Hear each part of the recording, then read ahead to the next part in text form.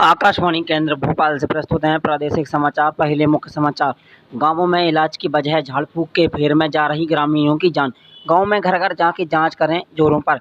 अब समाचार विस्तार से। कोरोना संक्रमण से बचने के लिए गाइडलाइन का पालन करना होगा, यानी बुखार, सर्दी, जुकाम, शरीर दर्द, गले में दर्द होने पर तुरंत जांच करानी होगी। रिपोर्ट पॉजिटिव आने पर डॉक्टरों की सलाह पर दवाइयां खानी होगी।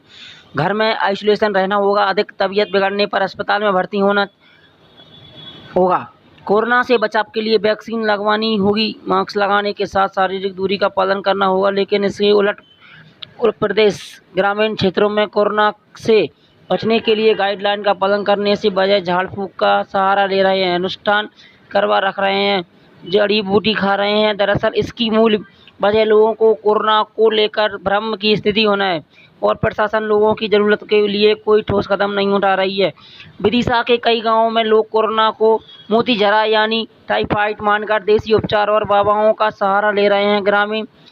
ग्राम एजेंडा में भैरव बाबा स्थान पर भभूति दी जा रही है, तो पेगवाई में हफ्ते में एक दिन मरीज को मंत्रों का धागा दिया जा रहा है। ग्राम मुगरिया में महिलाओं माता को जल चढ़ा रही हैं। गुलाबगंज में भी एक बाबा भभूत बांट रहा है। गुलाबगंज में ही कबीरी बसे गांव सन में मोती झरवाने के लिए एक हफ्ते से आसपास के गांव के लोगों को भीड़ जुटाने लगी है।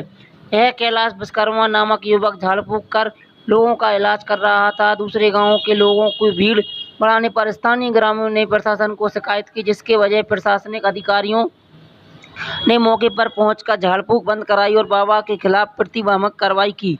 सही जानकारी के अभाव में भ्रम की स्थिति पैदा कर रही है। जांच करानी होनी चाहिए, वैक्सीन लगवानी चाहिए, इसके अलावा कोई विकल्प नहीं है। जांच नहीं करवाई तो देरी से जांच कराने पर जान भी जा सकती है। महामारी की दूसरी लहर के ग्रामीण क्षेत्र में बढ़ते मामलों पर सरकार सतर्क हो गई है। महामारी पर लगाम के लिए सरकार का जोर घर तोड़ पर है। शनिवार को पीएम नरेंद्र मोदी की अध्यक्षता में महामारी की रोकथाम को लेकर हुई समीक्षा बैठक में कहा गया है कि ग्रामीण क्षेत्र में हालात बेकाबू हैं।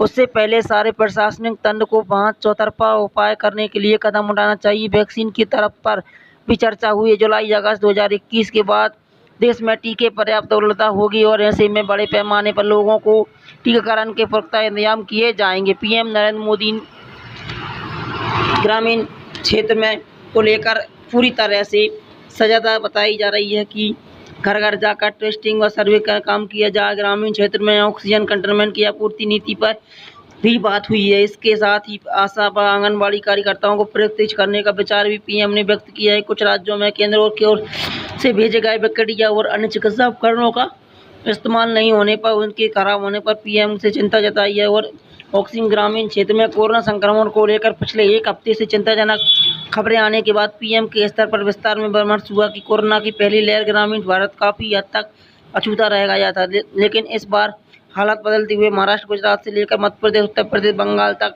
ग्रामीण क्षेत्र में कोविड-19 के प्रभावित मरीजों की संख्या बढ़ने की सूचना लगातार आ रही है। ग्रामीण क्षेत्र में महामारी की रोकथाम से स्थानीय तौर पर लॉकडाउन को लेकर सख्ती बरतने और लेकर चर्चा हुई। पीएम का मत जिन जिलों में अभी तक पॉजिटिव रेट बहुत ज़्यादा है, वहाँ स्थानीय पर लॉकडाउन को लेकर और सख्ती हो। यह उपाय ग्रामीण क्षेत्र में महामारी को फैलाने से रोकने के मददगार साबित होगा। स्थानीय लॉकडाउन पर जोर देकर पीएम नरेंद्र मोदी ने एक तरह से राष्ट्रीय स्तर पर लॉकडाउन लगाने की चर्चा भी खारिज कर दी है। देश में कोरोना मरीजों को डाटा के लेकर चर्चा के बीच पीएम मोदी ने इस बैठक में स्तरीय अधिकारियों से कहा कि राज्यों को इस बात पर प्रदर्शित किया जाना चाहिए कि कोरोना मरीजों की संख्या पर्याप्त मानी जा रही है।